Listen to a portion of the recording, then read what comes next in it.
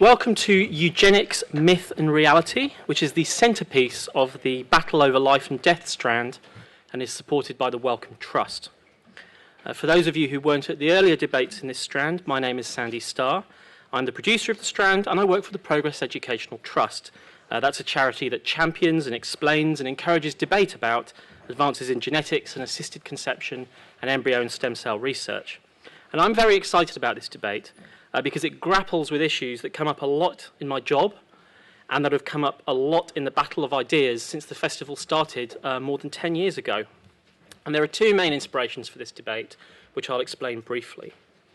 The first is that it's common for critics of new developments in science and policy concerning human reproduction and genetics to call those developments eugenic, invoking the horrors of the eugenic policies and practices of the Nazis during the Second World War and of earlier eras. And it's true that the history of eugenics and the early history of genetics are in some respects closely connected, and I'm sure we'll go into that in this debate. And defenders of the developments being criticised usually respond in one of three ways. They either say, no, this development isn't eugenic, or they say, yes, this development could be characterised as eugenic, but there are different types of eugenics, and not all of them are bad. Or they say, eugenics is a historically specific term, and it's not really legitimate to use it in relation to present-day developments. I've probably used all of those arguments myself. And debate can certainly often get stuck at this point or appear inconclusive, so we wanted to grasp the nettle, as it were, and clarify what eugenics is, and, equally importantly, what eugenics isn't. And the second inspiration for this debate is that we're living in very exciting times at the moment with the advent of new techniques in science and medicine that could potentially alter the human germline. And our speakers will explain exactly what that means during the course of this debate. But the point is, critics of these techniques often make it a point of their criticism that the techniques are somehow eugenic. There was a classic example of this on BBC One about a week ago. A colleague of mine debated with someone who referred to these new approaches as eugenic. So we're going to grapple with that as well. And we're fortunate to have a very distinguished panel of speakers to help us navigate these waters, each of whom is going to speak for 5 to 7 minutes. The two speakers on my right, Ellie Lee and Leslie Hall, are going to talk about eugenics principally in terms of the past, at least to begin with. And then the two speakers on my left, Ganesh Taylor and Chris Gingell, are going to talk about eugenics principally in terms of the present and the future. Then there'll be some cross-pollination of ideas. And because our speakers have such distinct and interesting perspectives on this question, I'm going to break with tradition, and I'll tell you about each of them before they speak, rather than telling you about all of them in one go. So we begin with Dr. Ellie Lee on my far right, who is Director of the Centre for Parenting Culture Studies at the University of Kent and co-author of the recent book Parenting Culture Studies. And Ellie has a particular interest in the way that people now and in the past try to shape the next generation, whether that's how they raise their children or whether that's the application of science and medicine to produce particular outcomes. So, Ellie, can you please tell us what eugenics means, or at least what it has meant in the past? I thought I'd begin with some quotes from eugenicists, just to give a flavour of the past at least. This is Sidney Webb, the British Fabian from the early 20th century. 25% of our parents is producing 50% of the next generation. This can hardly result in anything but national deterioration, or as an alternative, in this country falling to the Irish and the Jews. Two examples from America. The first is the opinion given by 3 Supreme Court judges, Brandeis, Taft, and Wendell Holmes. The principle that sustains compulsory vaccination is broad enough to cover cutting the fallopian tubes. 3 generations of imbeciles is enough. That was the same period of time, the early 20th century. And this is President Coolidge from a little later, 1921. Biological laws tell us that certain divergent peoples will not mix or blend. The Nordics propagate themselves successfully. With other races, the outcome shows deterioration on both sides. Quality of body and mind suggests that the observance of ethnic law is as great a necessity as immigration law. These extracts are taken from a paper by Thomas Leonard, an American academic economist, about whose work I am becoming increasingly excited. So if you want any references, see me after. His focus is on the significance of eugenic thinking for economic policy in the late 19th century and early 20th century in America, the progressive era. And he argues that 1890 to 1920 was the high watermark of what he calls biological approaches to social and economic problems. Argues Leonard, it is hard to overestimate the influence of Darwinian and eugenic ideas in this era. So his argument is that a focus on both reproduction and race as important issues for economic and social change was the dominant view of the time. In this paper and in other work, he draws attention to an important set of points about this period in history. The first is the scope of eugenic thinking. Eugenics was mainstream, he argues. It was popular to the point of faddishness, including in its influence over economic policy. He points to the variance across the political spectrum, a point made also in other historical work of the period, particularly that by Greta Jones. He calls eugenics the broadest of churches. It appealed to an extraordinary range of political ideologies, influence over thinking of pioneers of family planning in the US and England. He points to its global influence. Histories are focused on movements in the US, the UK, and Third Reich Germany. But, argues Leonard, we know that eugenic thought was commonplace everywhere, influencing scholars, writers, scientists, and policymakers in virtually all non-Catholic countries and in many others besides. There are scholarly treatments of eugenics movements in Canada, France, Japan, Russia, Denmark, Sweden, Norway, Finland, Romania. By 1933, the American demographer Paul Popenoe could boast that eugenic sterilization laws obtained in jurisdictions comprising 150 million people. And Leonard also argues, which I think could be picked up on and discussed next, that it was true to say that almost all early pioneers of genetics were eugenic in their outlook. He argues that before the 1930s, Thomas Hunt Morgan was the only Mendelian geneticist to reject eugenicist ideas. So that's eugenics at its high point, when there really was eugenic thinking. And according to Leonard, inevitably, most geneticists went along with this view. And I think this does mean, from a historical perspective, there's a whole set of questions that we might want to discuss about this period in time. What gave rise to this ubiquitous view? Why was biology so much looked to as the driver for social change? And why was racial thinking so dominant? What I want to argue, though, is that was then and this is now. And I do think that the case for historical specificity is very important. And I think a big mistake is made when people use the term eugenics simply as a brush with which to tar present developments. I think it misses what was really important about that period in time and obfuscates our thinking and doesn't help us understand the present.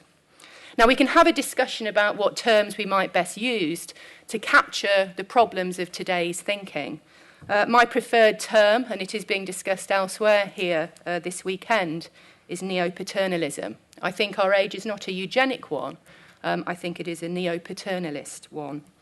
By which I mean an outlook has come to prevail where individual action and choice-making are seen as risky, and where the moral autonomy of individuals is considered in some way fraudulent or damaging to society. Now, biological language is sometimes mobilized by neo-paternalists. So, for example, we are often told that neuroscience tells us we don't really make choices. But I think it's wrong to see that as simply a rerun of biological thinking in the past.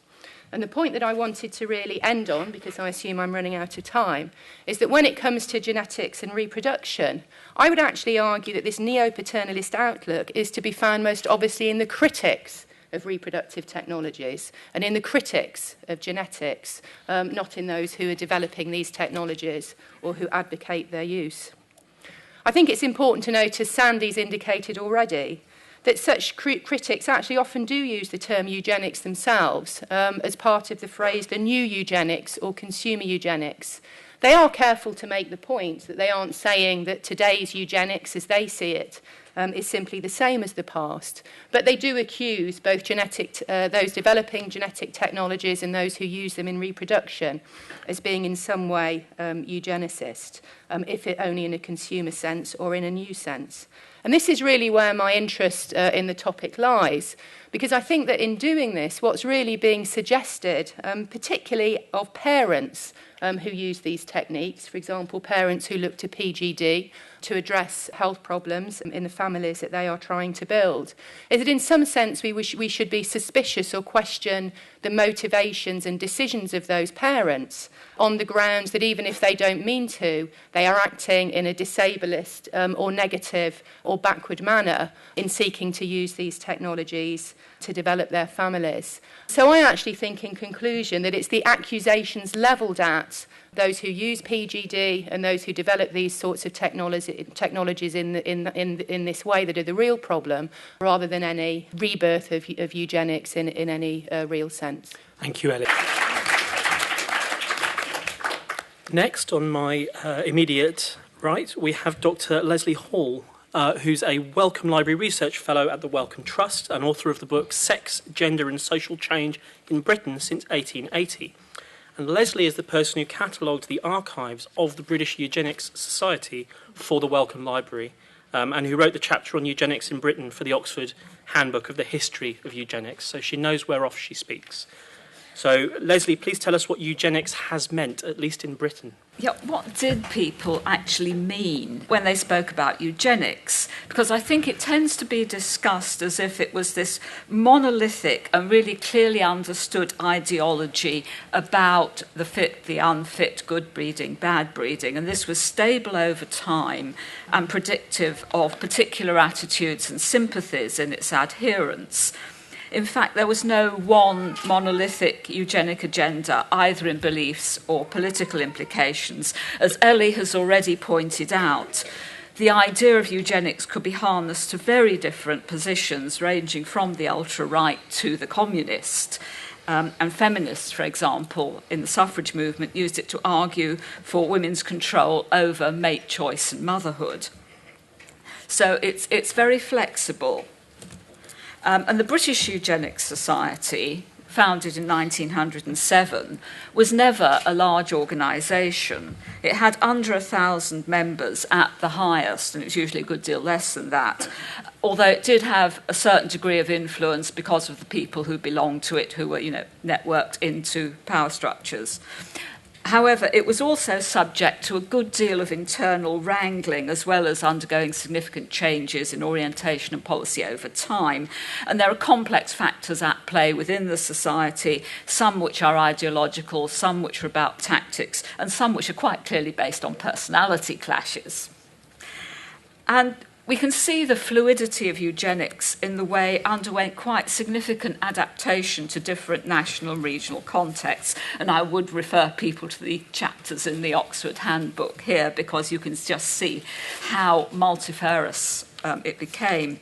And for many people who were talking about it, and even advocating it, it was just one item within a whole bundle of diverse modern ideas. It was very much about modernism, about reforming society and improving the health of the nation. And it goes alongside projects of infant welfare, building TB sanatoria, setting up VD clinics, introducing vaccination programs, all this kind of public health stuff.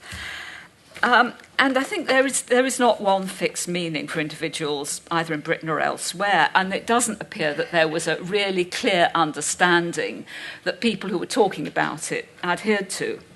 In fact, the C.P. Blacker, who was the secretary of the Eugenics Society, said that for many people, eugenics is confused with eurythmics.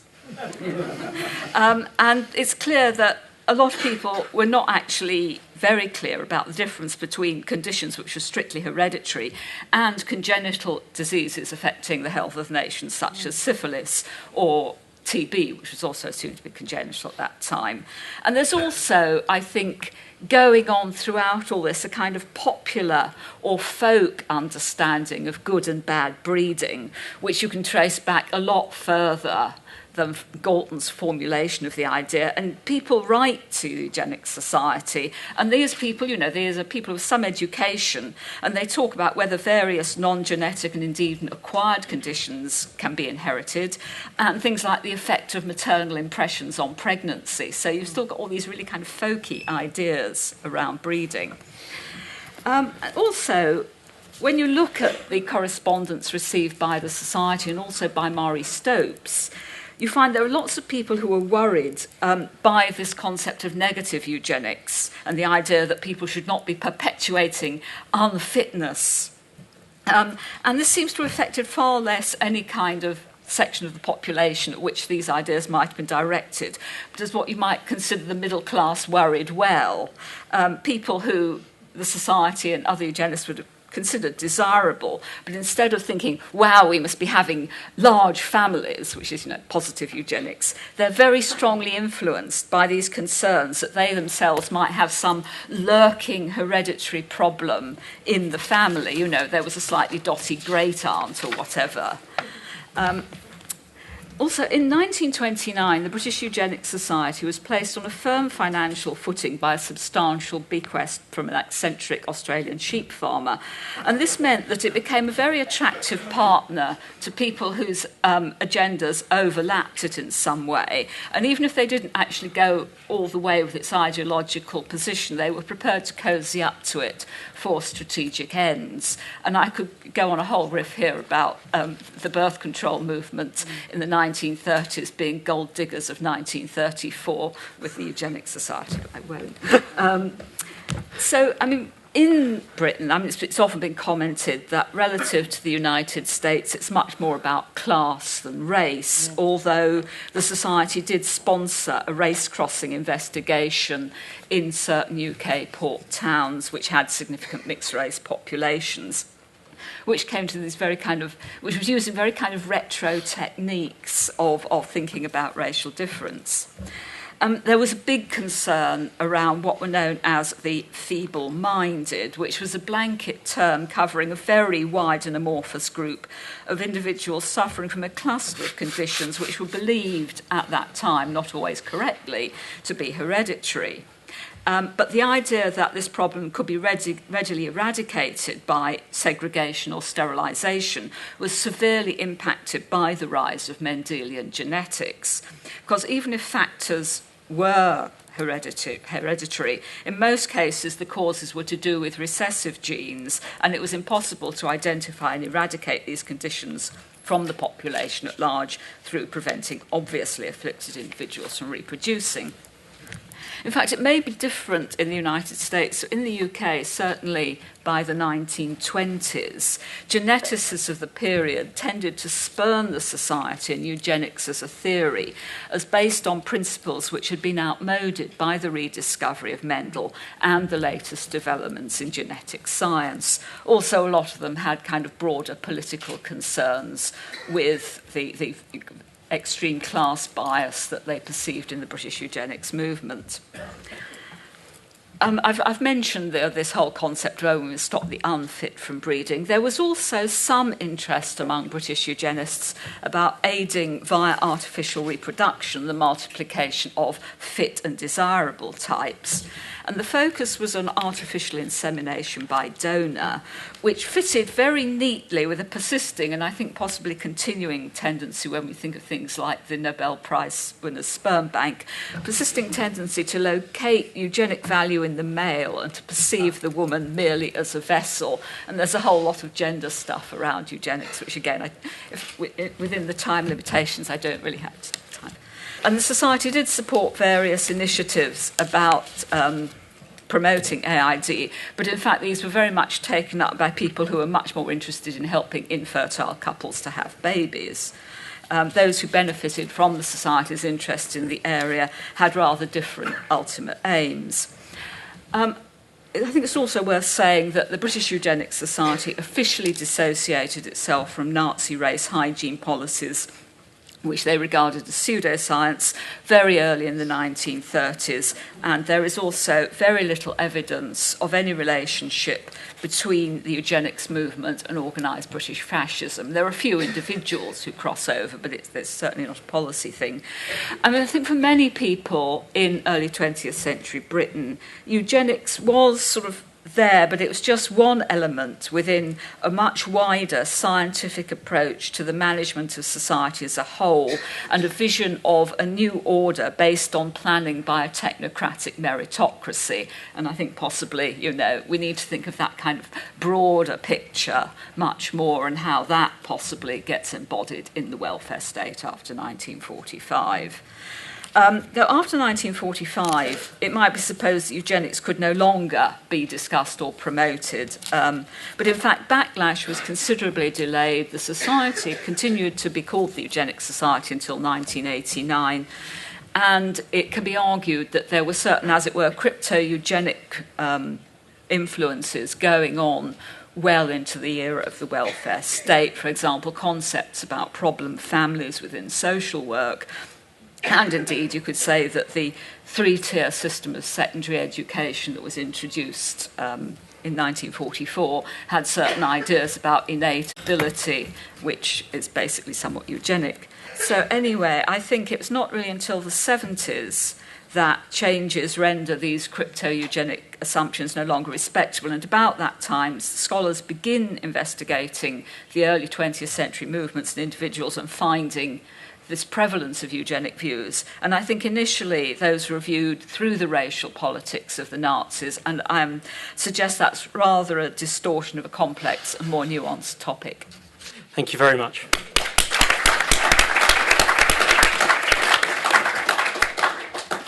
So we're going to move now more to the present, and we're now going to look not just at, Ellie's mentioned PGD, pre-implantation genetic diagnosis, so previous genetic technologies whose critics have invoked eugenics. But we're going to look at new approaches that are different in that they potentially alter the human germline. And just to give some very brief context, there's two very different approaches we're referring to here. One is mitochondrial donation to avoid the transmission of inherited mitochondrial disease from mother to child. This is the first country in the world to legislate for the use of such a technique in treatment, and the relevant law comes into force in less than 2 weeks. So it's very timely. And the other very different approach is genome editing, which has been around for a while, but a technique that emerged recently is so much more quick and efficient and cheap than previous genome editing techniques that it's making a big impact, and indeed has been used in human embryo research for the first time in China earlier this year, but only in research, not in treatment. Which brings us to Ganesh. Ganesh Taylor is a stem cell researcher at the University of Oxford at the Weatherall Institute of Molecular Medicine, and spoke at a Battle of Ideas debate I chaired a few years ago called Banning the Brave New World, when it was by no means certain that mitochondrial donation would be permitted, and when genome editing was only just beginning to have a big impact on research. So we're very glad to have you back, Ganesh.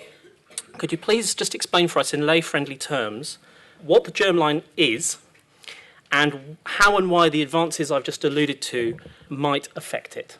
Right. So the germline is essentially a group of cells that live in your body. Females have eggs, males have sperm, and what's special about these cells is they are what come together when you make a child, essentially, and they carry the genetic material that you pass on to your offspring.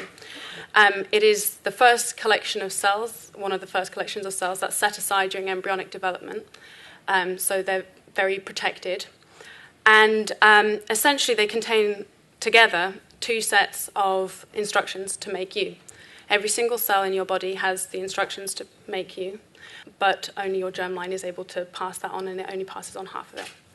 Knowing that, and knowing things like, for example, that eggs, I assume that you have a basic level of biology, you understand that eggs are somewhat larger than sperm, and they essentially carry these things called mitochondria, which are like the power packs, they're called. They sort of allow the early embryo to sort of form and have energy to do what it must do. And as Sandy indicated, there are certain disorders that occur in humans when the DNA in these mitochondria is faulty. So recent technologies has allowed us to essentially, well, will be allowing us to essentially eradicate these disorders by essentially taking an egg from a healthy woman and taking an egg from an unhealthy woman who carries this genetic disorder in her mitochondrial DNA, removing the nucleus, which contains the genetic material that actually mostly goes towards the sort of the genes that make the child, essentially, and replacing the nucleus in the healthy egg, therefore removing the genetic material that contributes all the sort of classic features that we associate with parenthood, eye colour, height, all those sorts of classic things. And you basically take the DNA out and pop it into the new egg, therefore removing that. Of course, this is particularly important because that child, when that child grows up, if it's a female, will then pass on the mitochondria of the donor mother, essentially. And it represents the first time in the human race, in our evolution, where we've been able to essentially allow heritable modifications of our germline. And yes, apart from the fact that I personally think that that's a really good thing, it comes at a time, as Sandy said as well, when we now increasingly are able to do things like in vitro fertilization, where we take the eggs out of the body and are able to sort of screen which embryos are in fact implanted. And in my line of work, we've started using this CRISPR-Cas9 technology, as it's called. There's a lot of jargon in this field, obviously. What you need to know about this technology is it essentially functions like a set of post-it notes and some scissors in a series of instruction manuals. So you have to bear in mind your genetic makeup, your genetic instructions on your DNA is like a set of instructions, literally like manuals.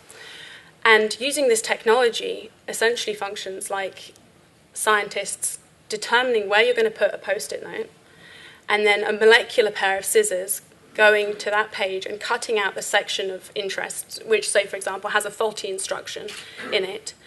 And then we're able to either produce a sort of a replacement page, if you want to think of it that way, or just simply remove it entirely, or remove it, replace it, whatever you want to do. So that's a very, very simple way of looking at it. And what I need to emphasize here is this is very important. As Sandy said, it's incredibly new. The newest one of these technologies actually is about to be in print next week. And they are incredibly fast now. That's the take-home message from this.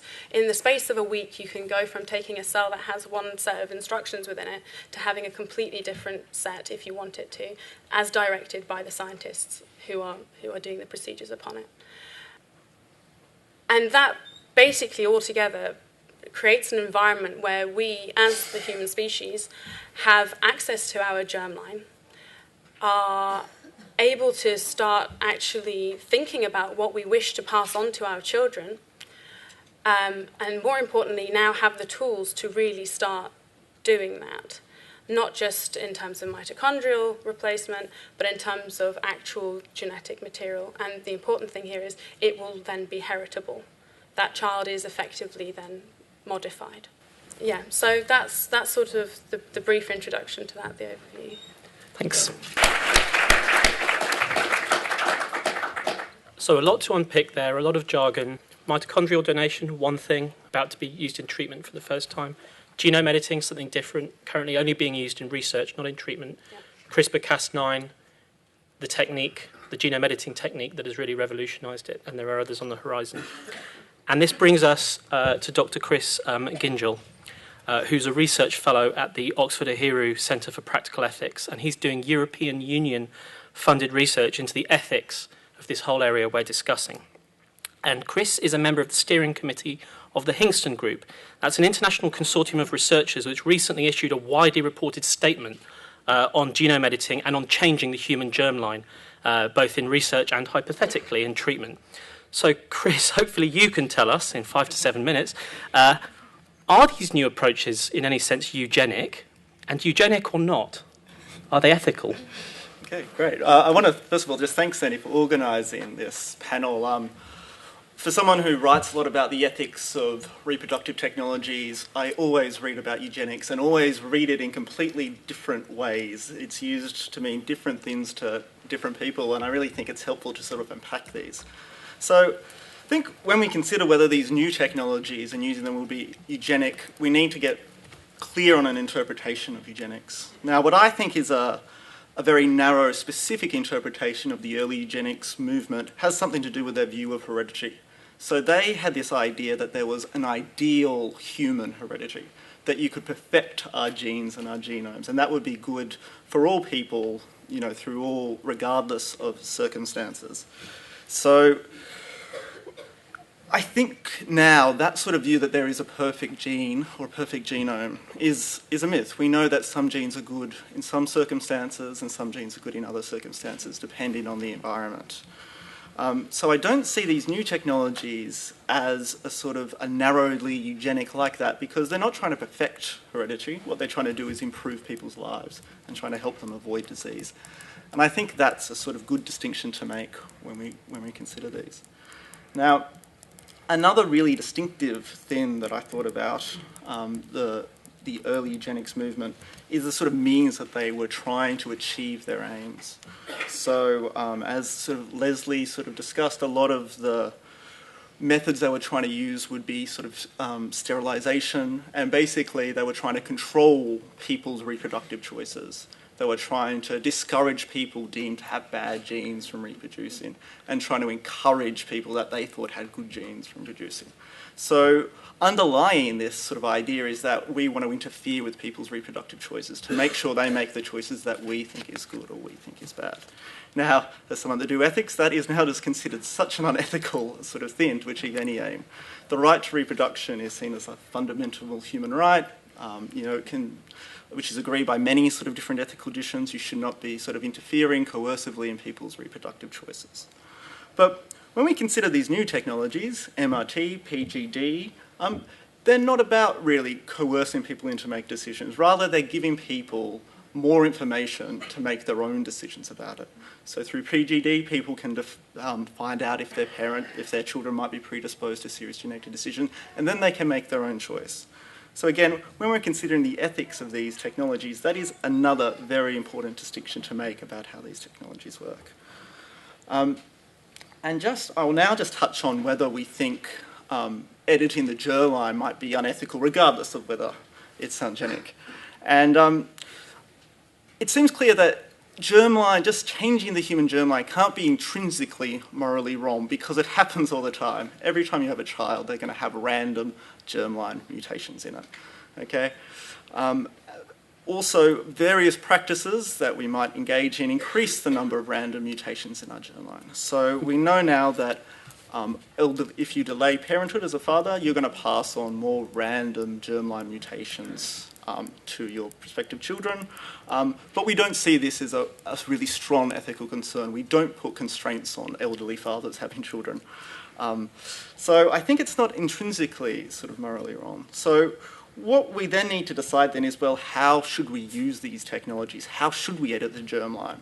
I think given that there are millions of people that are born with some form of genetic disease around the world, if we were using these technologies to sort of reduce that disease burden, I think that would be a very ethical use of these technologies.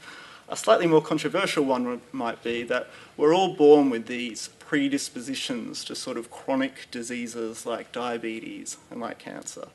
But we all know some people that live very healthily into their 80s, into their 90s, that seem to flourish into old age. And, I think the world would be a better place if we all were like that, if we could all live to our full potential. And I think these technologies one day might be able to sort of achieve that world. So in that sense, if we use them in that way, it will be ethical as well. And that's... Yeah. That's absolutely a fine place to stop. Thank you.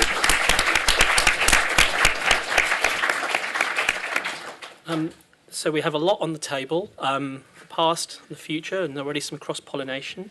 But before I ask the speakers to respond to one another, I'd like to take things up a notch and take some questions from you, the audience, just to see what you make of what you've just heard. You've all talked about disease quite a bit, and I understand and certainly wouldn't want to restrict investigations into the technology of our own genes and our own selves and look for ways to avoid disease.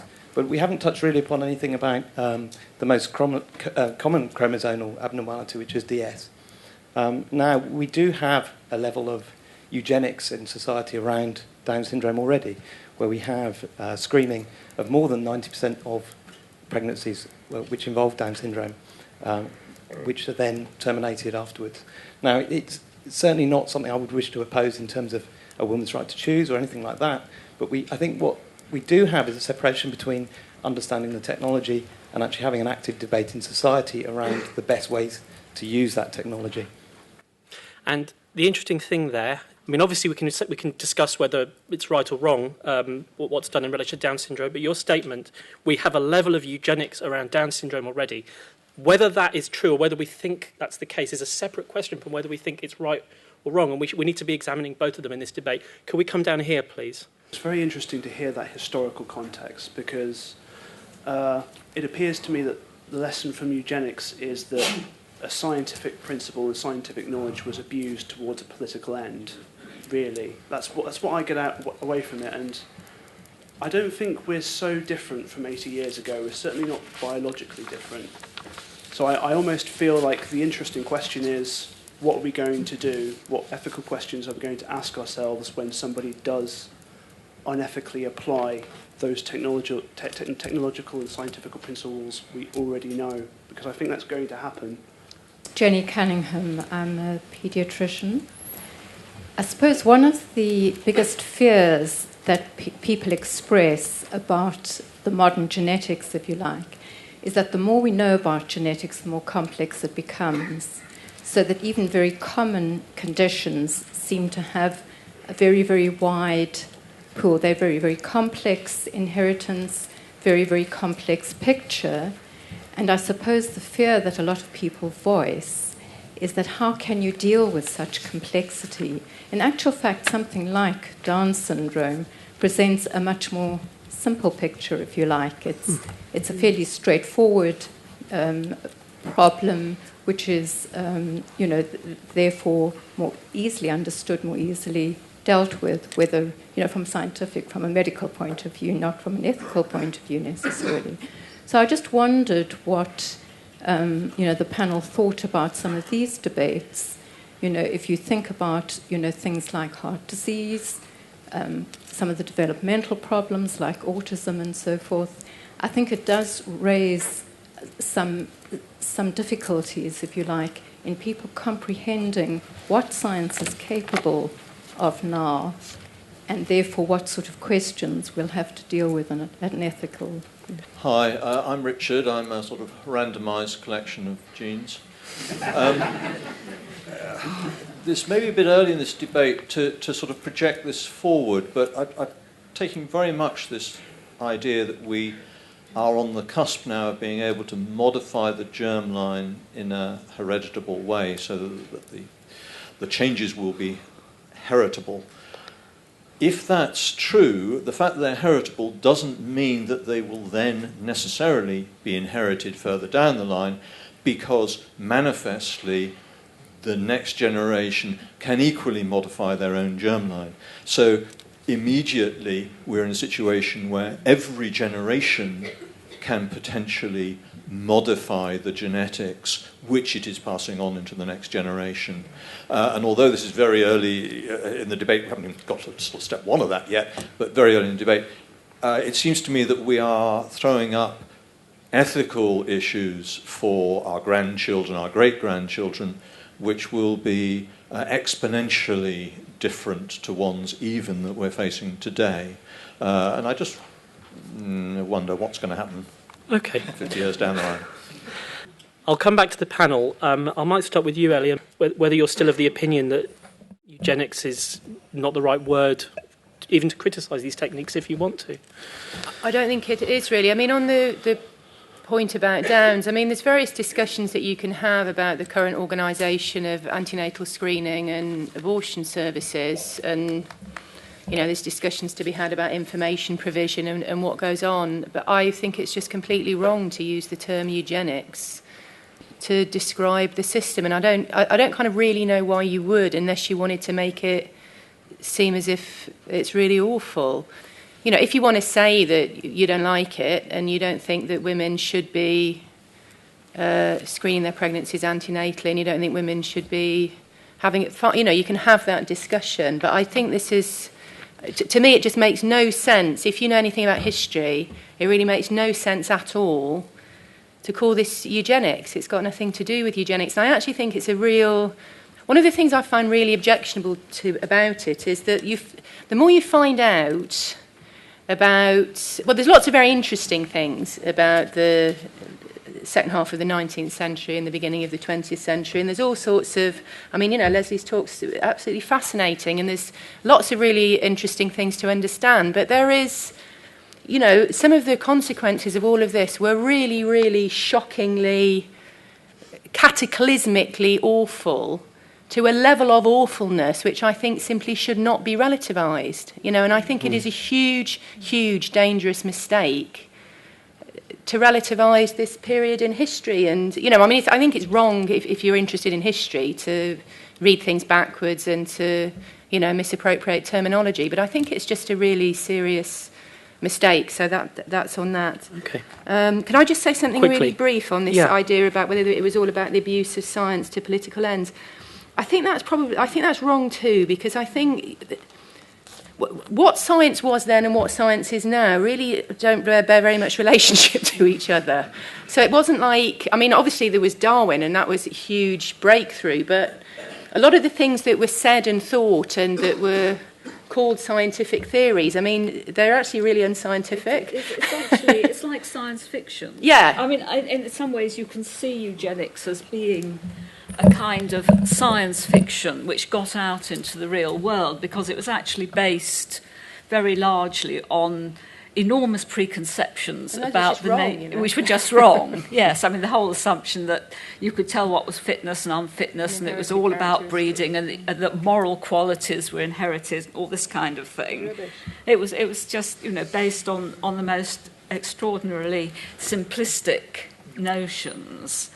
But can I just perhaps play devil's advocate? But Darwin's cousin Francis Galton, who obviously coined the term eugenics, science fiction.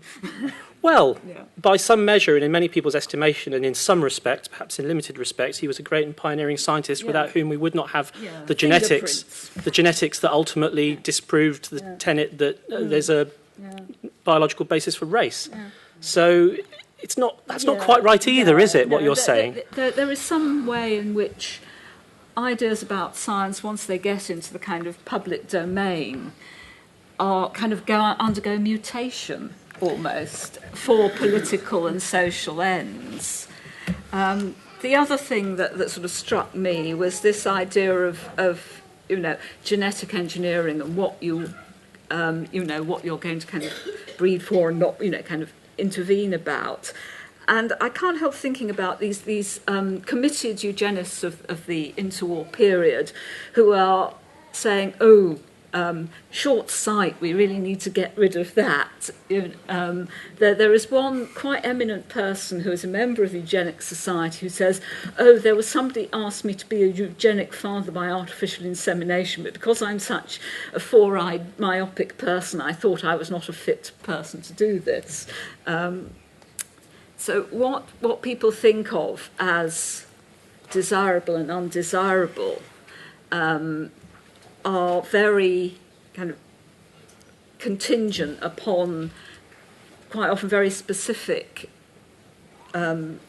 concerns of a specific cultural framework. So I think we do need to think through about what people think of as what we should be controlling for. You wanted to jump in? All right, quickly, really Ellie. Quickly, Ellie. It's just a really tiny point, because I just wanted to say that my argument isn't that because there isn't eugenics now, everything's absolutely brilliant. I think that there's plenty of pseudoscience around, and in fact, a lot of my own writing is about what I call scientism and its influence in very, very problematic ways over the development of social policy, and particularly family policy. But I don't think it's got very much to do with science. I think it's a different phenomenon, and I don't think it's eugenics either. So. You wanted to jump in? Yeah, I did actually. The point was made about science fiction, and I'm just going to put it out there that I think that it's a really important part of science to get put out there into the public domain and to see where human imagination can take it, actually. Because that to me, that's what this debate is about. It's to do with what do we as a human species envisage for our future? Because whether we like it or not, the science has allowed us, the imagination of scientists has brought us to a place where now we can actually start doing things that were previously inconceivable. And it is sort of taking the ultimate question into our hands. Like, we will have the tools to determine our future. But as Jenny and Richard pointed out here, I mean, Jenny, the first thing here is, and it relates to what I just said about science fiction, I mean, you're completely right. A lot of these things that we talk about, this idea that we'll be able to eradicate cancer or be able to eradicate heart disease, a lot of these things are incredibly complicated on a biological level. These aren't things that we can just, take a single embryo, cut one bit of the sort of DNA out and be like, right, well, that's a job well done there. So there's a lot of work to be done yet. But the debate that we're having now is it even worth doing that? Is it worth researching this stuff? Because to research it is to then use it, essentially, or then have to have the debate in the future as to whether or not to use it. And once you have the capacity to do something good, then, or potentially good, it becomes a lot more challenging to sort of negotiate a backpedaling action of saying, oh, actually, we've changed our minds, we don't want to do this. And Richard's point about sort of the modifications being able to happen in the future again and again is absolutely true. So one of the sort of points that gets brought up a fair bit when discussing this is somehow this idea that everybody will end up looking the same because culturally we all like certain types of things and now we are treading carefully on thin ice. But, people are naturally very varied. If every one of us went away and drew what our perfect child would look like, they wouldn't look the same.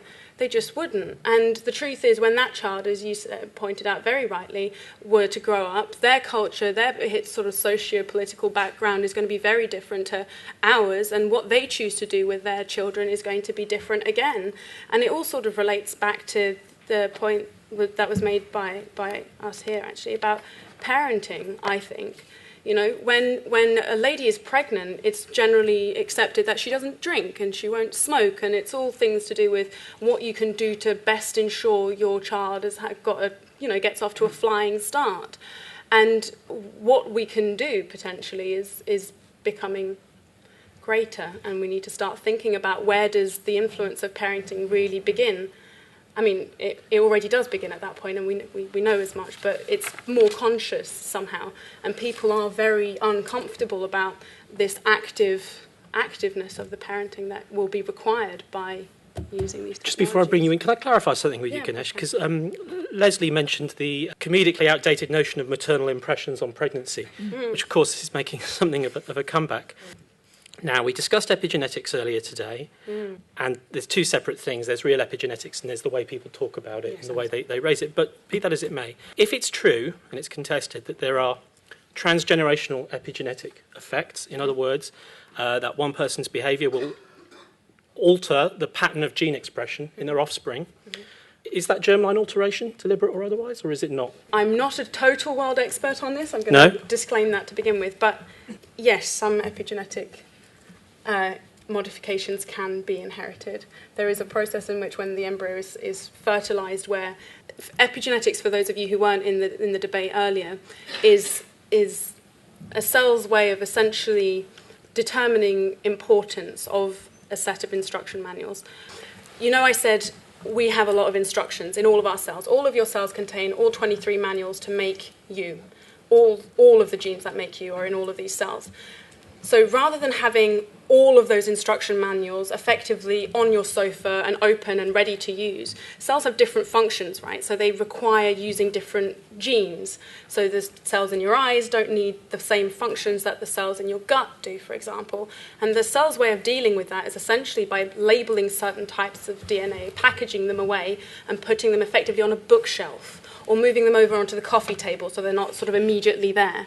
And that's sort of a broad way of thinking about epigenetics. It doesn't actually change the DNA. It's a change in sort of status of accessibility and therefore usability of those genetic codes by the cell, right? Yep. So, Yes, when an embryo is fertile, when an egg and a sperm come together, these sort of epigenetic modifications are meant to be completely eradicated, effectively taking all the genetic material back off the bookshelf, off the coffee table, putting it all on the sofa again and going, right, we're starting with a blank slate. But it's never quite that neat and tidy. No. And there are studies to suggest that the behaviour of mothers in particular will affect their offspring, basically. So just before I bring you in, Chris, the interesting question, if this is the case, the epigenetic studies are contested, but obviously there's a lot of health advice now is justified in terms of telling people, but mothers, to behave in a certain way while pregnant, or even at other times, or indeed in order to ensure an ideal epigenetic outcome for their offspring, not to harm the health of their child via epigenetics. Is that so different from what gets characterised as new and novel and potentially eugenic, the health advice being put out by public health authorities? Look, I mean, I don't think it is that different. And I mean, I think sometimes we get this conception that our genes are just so this special, powerful sort of thing that have these, wide powers. But realise that environmental influences and other epigenetic influences, they can affect other traits and our character traits, in just as important ways, and even inheritable ways. We can, the conditions that we raise our children in, can make heritable effects. But what I actually wanted to get back to was one of the points. This point about diversity, and I thought, Ganesh made a really good point there that, if you got everyone to draw their perfect chart, you'd have this wide sort of space. But I think there are some things that people might want which could sort of run these sort of risks. So I think most people want happy children. Most people want a happy, good children. If you've got this wide power of your genes, not many people would pick to have a child that's predisposed to depression or even, something that might make their life harder, like autism. But there's this sort of idea that maybe cognitive diversity and diversity in these things actually benefits us all. So they know from sort of doing studies about what makes groups of people good at solving problems. And it's not just having lots of really smart people. It's having lots of different people with different sort of cognitive traits being able to work together. So I think, this is obviously a far-out risk, but one risk of giving parents this wide capability to influence all of the traits of their children is that they might pick quite happy, nice children that aren't predisposed to these things that actually make our society richer and our sort of life. But I wasn't saying you were saying. No, I was going to say, actually, quickly. Even if that was the case, we start from a point of large diversity already, so that the effect of sort of convergence is going to be still limited by the range that we have to begin with. And let's not forget, those sorts of happy qualities can be also brought about by random mutations if we want to look at it from a genetic point of view, but also they're circumstantial as well. There will never be a place where everyone is completely happy, even if their genes tell them they should always be completely happy. Right.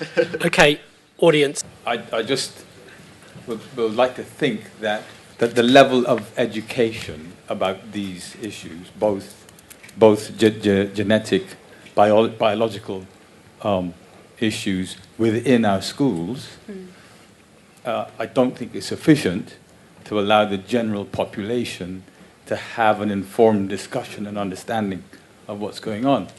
And I think a lot of that also relates to Darwinism and this thing of natural selection. Again, I think that's poorly understood in the general population, along with the concept of race, which is completely spurious, which you've all adhered to today. But if you speak about race externally to the normal public, they accept it as a fact, which isn't really true. So I'll be interested to hear your views on what changes are needed in the education of the population to ensure that we arrive at a sensible position. Hello, my name is Gert, and I'm struggling to grab my head around this. My question is about the ethical implications for the very long-run future here, because I'm listening to the history here, and I'm seeing how fitness used to be the objective where eugenics became relevant, and now I hear your parts about happiness, for instance, and how we could eradicate depression, but also that then might hamper our problem-solving capabilities. So based on what kind of outlook of the purpose of human life we take, we end up at different conclusions about what the objective or what our ethical stance would be on any particular measure. So I would say to get somewhere here and to answer these incredibly complicated questions with huge implications, we'd first all have to agree together on the meaning and the purpose of life as a human species. We have been trying this morning. We did start off with that question. All right, I missed that. So then my idea was, Nick Bostrom, a philosopher from the Oxford Future of Humanity Institute, says we should speed up and become more intelligent so we can solve these kinds of questions. I think it's ludicrous to think we can, and then perhaps we should just accept that we shouldn't and stop your research. You might have to find another job than in the lab and stop it altogether. Yes, my name is Kevin Newell, and my question is connected to that because whereas happiness is something that's very external and externally, you're absolutely right. It doesn't come from within, even no matter what they say. Intelligence isn't, and there is and that's the elephant in the room here. It's intelligence is a good trait. I don't think anybody would want a stupid child. Nobody's going to sort of go out of their way. Is there a physical possibility? I would have thought it was a very, very complex thing to do because you're dealing with the brain, which is. But is that someplace we should go? Or should we, as this gentleman says, not even go down that path? It is something that connects the older eugenics as well. As that was a great issue that they tried to resolve in the 1920s and with the Eugenics Society. Intelligence was up there. And I just wonder whether, A, it's possible, and B, desirable. Kerry Dingle from World Bites and World Right Behind, stuck behind the camera here. Firstly, I'm really excited from what you're saying and what the panel's saying about the possibilities of curing so many diseases and horrors. And it seems a million miles away from everything that eugenics was all about, as our speakers have informed us. There's no racial nature to it, in my thinking. It sounds incredibly exciting what we could wipe out. But my worry is a different worry, and I think maybe this fits with what Ellie is saying, is we know that with there's broader environmental factors, what they're often saying is they mean parents who do things that are disapproved of, smoke, drink, and have a life, for example. I don't know how most of us have ever survived, given our earlier generations and parents all did those apparently evil things. So I don't know how we've got a brain. So it's either blame parents, but now the problem seems to be we couldn't trust the parents to make these future-orientated decisions. Well, why not? And I think it seems to me that that's the problem. And are scientists actually going along with this demonisation of parents? Okay. Hi, I'm Adam. I'm a parent. Quick question aimed at Ganesh mainly. How long before germline editing makes its way onto the black market?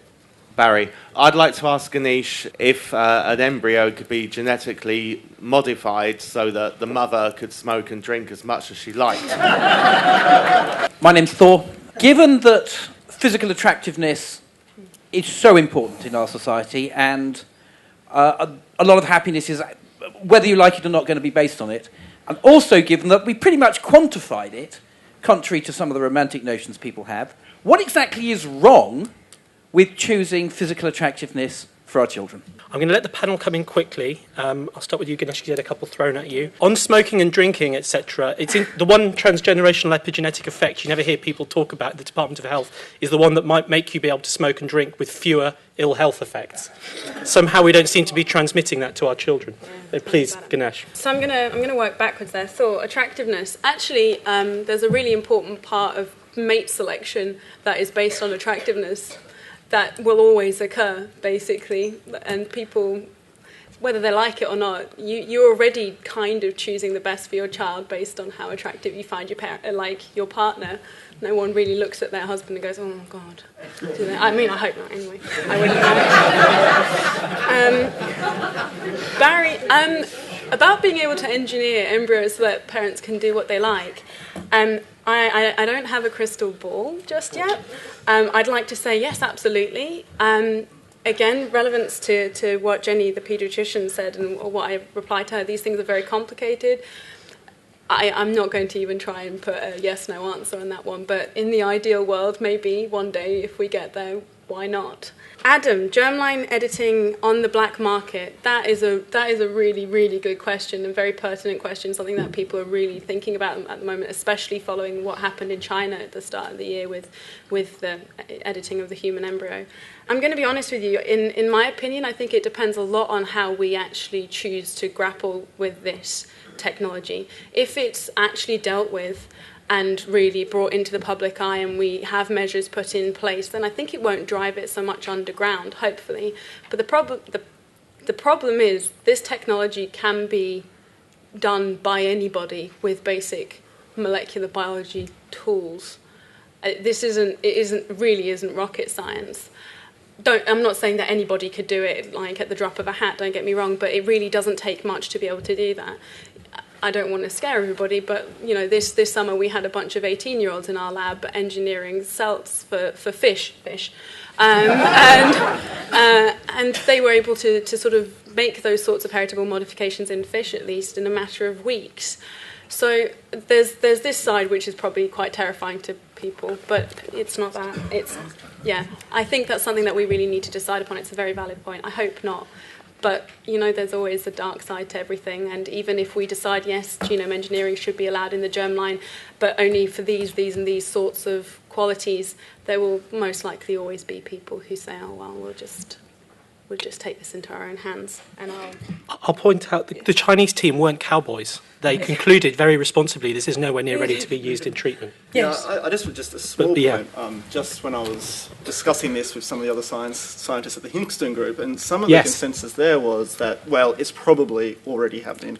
It's easy enough, it's cheap enough. They thought there are probably already labs trying to engineer human embryos without, regulation. So potentially it's already happening, and potentially you'll see it on the black market very, very soon. Actually, on that note, that leads me to Kerry's point about scientists demonising parents.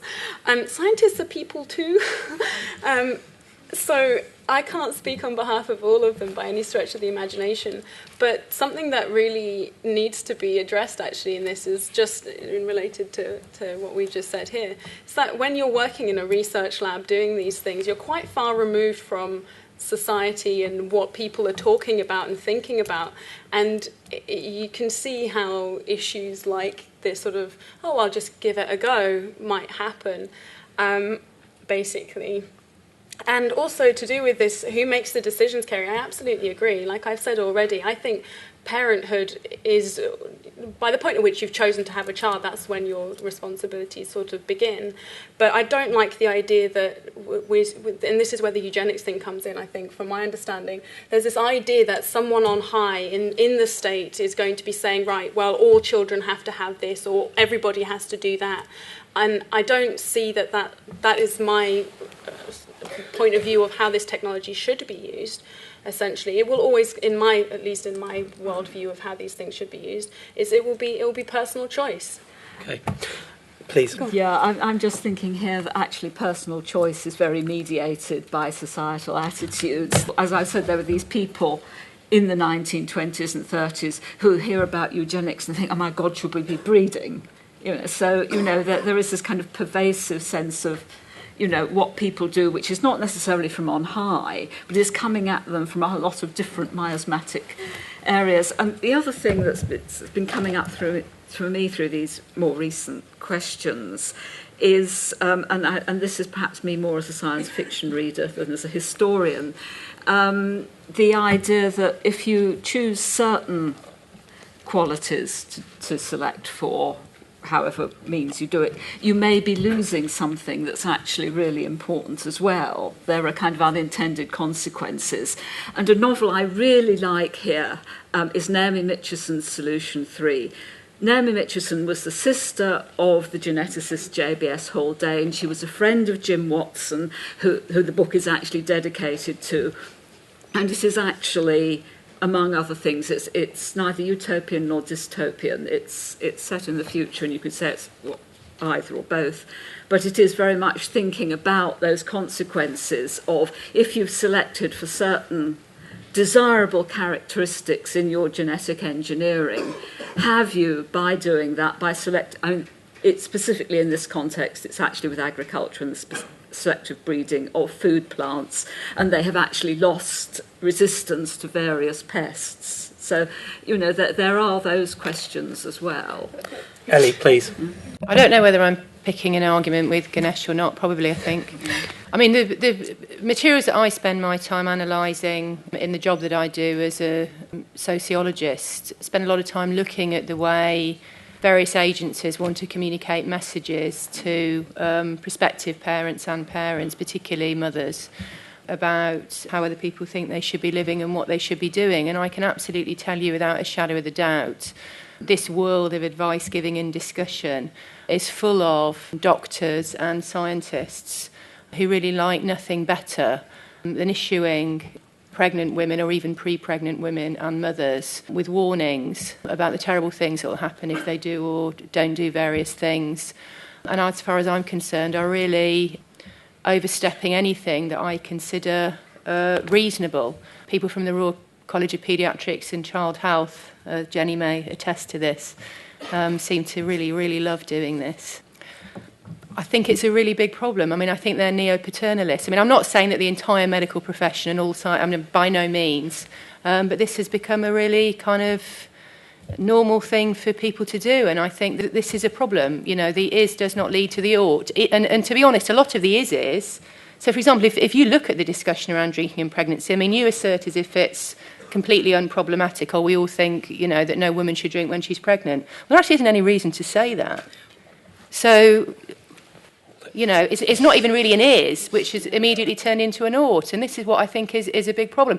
I mean, where I start is with the need to have a much, much stronger defence and do something about the continuous onslaught that we now have against the moral autonomy of individuals, and in particular the moral autonomy of pregnant women, on the grounds that, well, now they're not one person, they're two, so we can say what we damn well like to them. And I actually think that pregnant women are still people. They are still individuals who have rights. And just because they're pregnant doesn't mean that you can say all manner of things to them about how they should live their lives. If genetic science can help them, that's brilliant. That's the end of it, right? Okay, Ganesh, you will get a chance to respond. Some quick can we start right at the back this time? Peter D. Williams, Executive Officer of Right to Life. So I'll accept the criticism that to call things eugenics can sometimes be a kind of ahistorical, rhetorical violation of Godwin's law, or a sort of prescriptive understanding of Godwin's law. I think it might be helpful to use the distinction between the formal and the material. There can be formal eugenics and material eugenics. So if we understand formal eugenics as the historical, morally and practically discredited sort of grand project of improving the human species through, in many cases, weeding out those who are genetically flawed. Perhaps we can understand material genetics, material eugenics, as the effect of through mitochondrial donation, the possibility of genetic modification, and even the proposed use of cell-free DNA testing in the fetal anomaly screening program that the National Screening Committee has just come out with. That we're discriminating against, for example, the disabled and unborn children per se. That could be material eugenics. We're clearly willing to instrumentalise unborn human beings in order to suit their parents. That's clearly what's been discussed here very much, even unto their destruction in many cases and related ethical subjects. So whether you find any of this objectionable, the material eugenic effect of this instrumentalisation is surely contingent upon your view of the moral status of the unborn human being. If you believe in the equality of all human beings, born and unborn, then you will believe this is a violation of human dignity and the right to life, and if you don't, then you won't, and you'll see it as a sort of debate, a utilitarian debate over what is obviously beneficial to the only individuals you think matter. That surely is the frame of the discussion. When I look at some of the technologies that have been talked about today, particularly sort of pre-implantation genetic diagnosis, embryo experimentation in general, and even down to sex-selective abortion, etc., whether we like it or not, that the same subjective criteria that Galton was talking about seem to be taken into account here. Maybe it's not on the basis of race, but it's still on the basis of personal preference. Are the technologies that we're talking about today, these are eugenic. Let's just deal with it. Let's just be honest. Whether we like it or whether we like the phrase eugenics or not, let's just be honest in terms of what they are. My name's Rachel. I'm a student at sixth form. This is sort of for you. I'm sorry, I can't remember your name. Ellie. Okay, hello, sorry. Hi. It's about neo-paternalism, in that in your opening statements you were talking about how you believed that eugenics wasn't an accurate description anymore and that it was more neo-paternalism. And in that you seem to be supportive of the idea of neo-paternalism and the idea that you're not at all. Okay, well, sort of that aspect. But my question was more with regards to the suggestions or advice of doctors compared to eugenics, where eugenics is the literal changing of someone's body. Doctors are just giving people advice that they don't necessarily have to follow, and I was just wondering how you thought those were actually in the same way related. My name is Yusuf. My question is, I see this argument as almost a parallel with the argument of artificial intelligence, and whether we have, whether we are working too quickly with coming up with new ideas and not coming up with solutions to possible problems.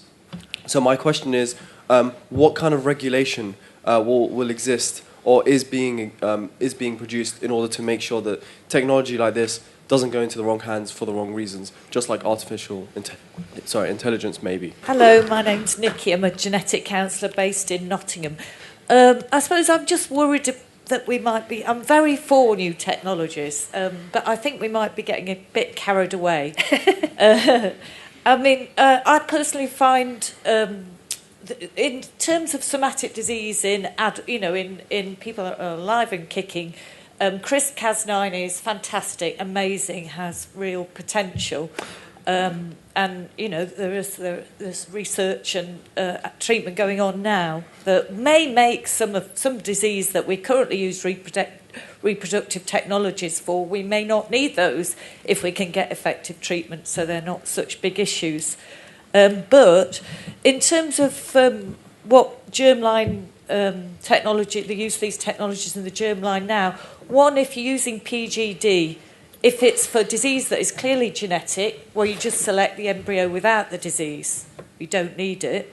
Two, if you're talking about complex disease, we don't understand it well enough, so we can't use it yet. Hopefully that'll come. Who knows, those diseases might be not so genetic as we might think. And in terms of traits, like intelligence or etc., or happiness and all these things that are probably have a huge, social component and aren't really genetic at that level anyway, who knows the future. But CRISPR-Cas9 is fantastic now for people affected with all kinds of diseases. Yep, that's a very important clarification. So CRISPR-Cas9 has applications not just for germline modification, which can't be done in treatment yet. It will have other applications in other types of treatment that are permissible. That's very important to clarify. I was wondering if this technology will be available to everyone in the society, because only if some people can afford it, it can cause even larger gaps between groups of people. And also, how will you draw the line between what is a disease and what is not? Hi, my question is about regulation. So it seems to me that if we're going to have this technology, we're going to need a lot of regulation, but the nature of this regulation will be society deciding what people should be able to choose with regards to the genes of their children. Now, if you have the state deciding what people should choose in their children based on wider societal good, isn't that really eugenics? Hi, yes, I'm Timandra, as seen earlier on Big Data. I found this really useful discussion to distinguish between the kind of eugenic shadows that are brought in terms of certain medical technologies and eugenics as a political and social phenomenon.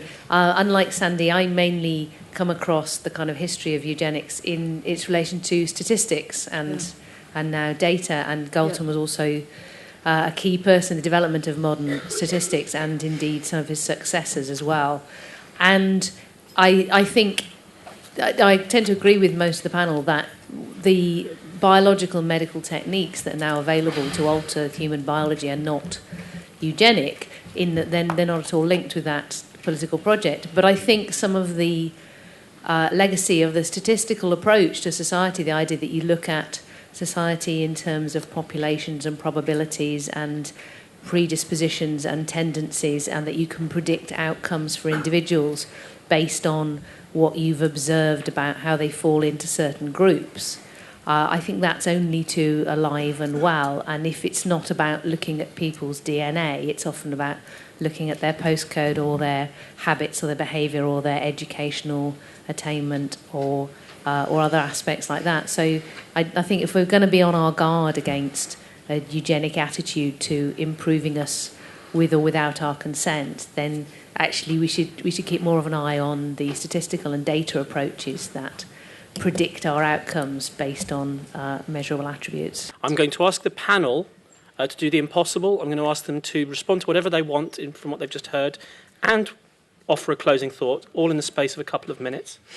And I'm going to do it in the reverse order to the order in which they spoke. So I'm going to start with you. You've been admirably concise up till now, Chris. So if anyone's allowed to overrun slightly now, it's you. So tell us what you think. I think one of the questions sort of hit the nail on the head, that we can get too ahead of ourselves here. Sure. We really need to slow down, and we can talk about altering our intelligence and doing all these things, which will happen in the future. But what we really need to sort of focus on now is whether there is good reason to conduct this research. Now, in the scientific, not just the scientific community, but in the community widely, there's this view that such techniques like gene editing are going to be bad, and we shouldn't even do the research. They call for a moratorium on all research doing it in human embryos. Now, I think, although there are these really hard issues that we need to sort of go through about regulation, about what are we going to target, about how we're going to do it, we can solve these slowly through public consultation and through things like that. So I think things like this, exactly. So I think we've got good reason to do the research, and I think although there are issues about using it, I think those issues are largely solvable. Okay, Ganesh. Yeah, I couldn't agree more actually. So picking up from Tamandra's point about data, I'm just going to try and summarise how I think about this. Science deals with data, right? That's not an absolute. When you go to your doctor and you get given medicine, they tell you that you're likely to get better on this. There's strong evidence to suggest that you will. And the same is sort of true of this stuff that we're talking about. It's a lot of the things that we've touched upon here are things that are not actually possible at this point in time. The question is, do we even go there? Do we want to go there? Science is not about saying to parents, you must absolutely do this, else this, and this will happen, because it's not about absolutes. It's about the evidence suggests very strongly, blah, blah, blah, whatever it is in each of these cases. And so, just as with any other piece of evidence or advice given in life, you as an individual always have a choice as to whether or not you take it on board or you believe the evidence that you are provided with. And so the educational background of people sort of taking these things on board is very important. We need to talk about it. People need to be aware of how these things work. And the truth is, as far as I can see anyway, whether you call it eugenics or you call it something else, we are all engaged in activities surrounding improving ourselves, our families, our nearest and dearest, and our children. And whether we do that by moving to a different postcode so that we can get them into a good school, or whether we do that by deciding to believe that certain studies and certain scientific research has suggested that removing this or the other gene will probably reduce your child's likelihood of developing asthma or something far simpler than that in the future, is a choice that we would be making ourselves. And it's through the debates of individual people that we would get the consensus to get some sort of regulation put in place, I would hope. But yeah, it's to do with possibility and weighing that up with a bit of imagination and hope for where we want ourselves to go. Leslie. Yeah, somebody made an interesting point about economics and whether people can afford these things. And also, I'm thinking back to the 1930s, that the big kind of anxiety around the feeble-minded and sterilisation was in the context of economic depression, plus the growth of publicly funded provision for people with disabilities, and the idea that this was becoming an enormous burden and therefore something had to be done, and sterilisation was seen as a quick fix, and would save money. So I'm the whole lot of questions there about, and also there's this idea that you're putting things back on the individual when perhaps they should be back on the community. Like Ganesh was just saying about you fix a child's genes to prevent asthma. Well, perhaps we should be thinking about the environmental conditions that cause children to get asthma in the first place and deal with that rather than the individual. But no, I could go on for a very long time. Ellie will go on instead. So I'll just try and clarify this point on neo-paternalism, because I've obviously been extremely confusing. I think that's the big problem. I think we live in a neo-paternalist age, and for me it's the single most important problem that we need to recognise and do something about. And but by that I mean that I think we live at a time where the moral autonomy of individuals is held in particularly low regard. I mean, some people think it's just a fiction. They don't even believe that there's any such thing, or think that in various ways it needs to be constrained. I mean, insofar as there is a kind of a theme that runs through modern history at least, and it's an interesting point that you made, Timandra, is that I think the modern society has had a long-standing difficulty of accepting and embracing individual autonomy, and has expressed that difficulty in various ways. And I think 19th century and early 20th century determinisms was one way of rejecting claims for individual autonomy. So that's one way of thinking about biological determinism, but also statistical determinism. And you'd love this paper I talked about, the Thomas Leonard one, because that's really what he's talking about economics, because it's to do with statistics, not biology, but he's conceptualising that as a form of eugenic thinking. So I'm sure you'd be interested in that. Just to end on doctors, and this point about advice giving and its relation to moral autonomy. I mean, I think that, doctors are powerful. There is medical power, and what doctors say and the way they behave towards their patients. It's not just like me having a chat with my friend. I mean, it's a different social relation. And I think that ethics, in terms of the medical profession, has attempted at various points to understand that. I think, unfortunately, a lot of the time this is getting lost now. And I think that a lot of people involved in the health professions are really happy to go way too far and give advice when it's not asked for, say things to people that aren't based on reasonable information, and see themselves as health police, really, more than people trying to provide medical care. Now, I'm not saying this is true of all of the medical and health professions, but I think it is a pretty increasingly dominant way that things are, and I think it's a very important problem, particularly for pregnant women and mothers, to recognise and address. I'd like to thank the Wellcome Trust for supporting the Strand, and I'd like to invite you to thank our excellent panel of speakers.